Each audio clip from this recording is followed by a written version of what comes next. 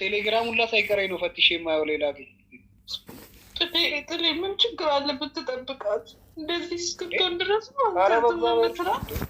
ምን ሆነች አሁን? ቆይ ቡቲን አውጪ ትነሶቹ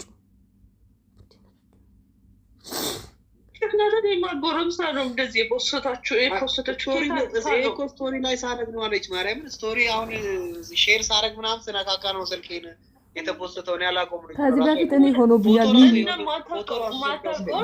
ላወርደው ስል ማለት ማርያምን የሌላ ሰው ፖስትኩኝ እኔ እዛ ድሮ ስልኬ ላይ ማርያም ቶሎ ብዬ ነው ያጠፋሁት። ኖር ነው ፎቶ እዛ ሰው ጋር ቆይ ደርሳለ ከሌ ሼር አልኩ ፖስቷል እንትን ነው አንተ ውስጥ ይገባል ማን እንደ ፖስታ ፍሬንድ ሰው ፍሬንድ ነው ለዛ ማርያምን ብዬሽ ማርያም እሺ ከስቤት እሙ አረበናሽ ራሳችንን አታሳምሚ።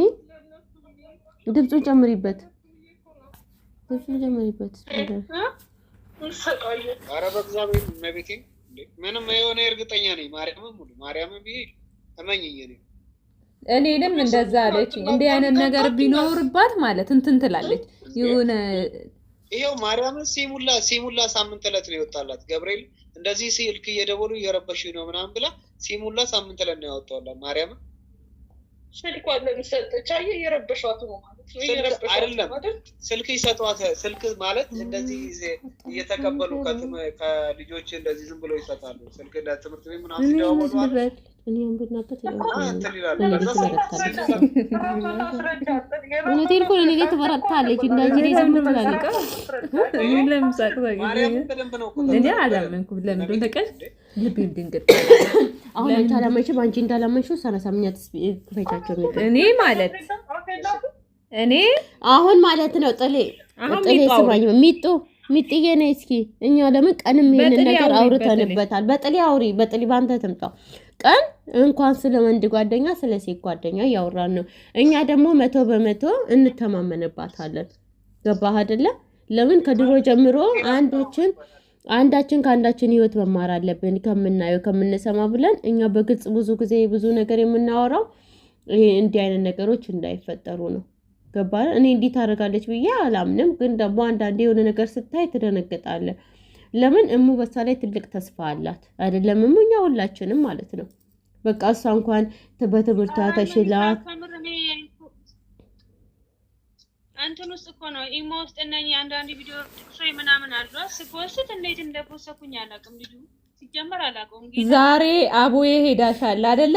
እዛ አቦዬ ሄድኩበት እኔ ምንም ነገር አላውቅም። በስቲ ኦኬ እሺ አምንሻለሁ በቃ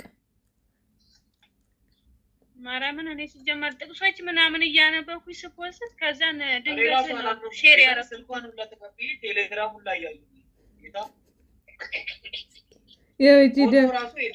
ቡቲ ደግሞ በተራው በውስጥ ይደውላል። እኔ ምን ላርጋችሁ እንግዲህ እዛ የራሳችሁ ጉዳይ አርፋችሁ ተቀመጡ። እኔ ሲጀምር እንዳትወጪ ከዚህ ላይ ተይ ይምጣ ግሩፕ ላይ አንቺ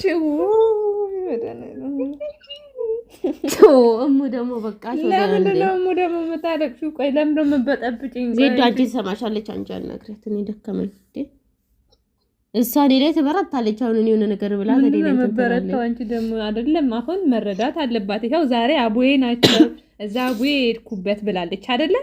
እኔ ገና እንደዛ ስትል ወይ የሆነ እርግጠኛ ነኝ እግዚአብሔርን ነው የምላቸው ማርያምን ብዬ ዛሬ አቡዬ አይደለ ይሆነ ማርያም ምንም መሸፋፈነው ነገር የለም። እንዴ በእንደዚህ አይነት ነገር መሸፈን አያስፈልግም። የሆነ ነገር ካየህበት ማውጣት አለብህ